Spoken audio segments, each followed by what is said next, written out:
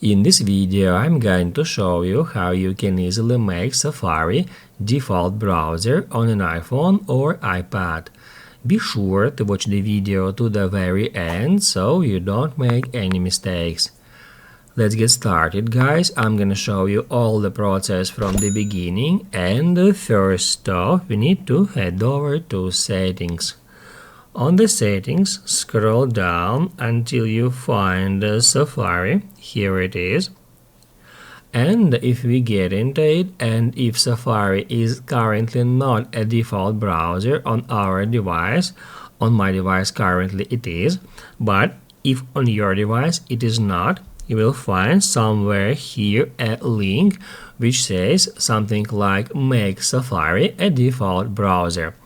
Just tap at link somewhere here to make Safari default browser on your device. If this video was helpful for you, don't forget to hit the like button.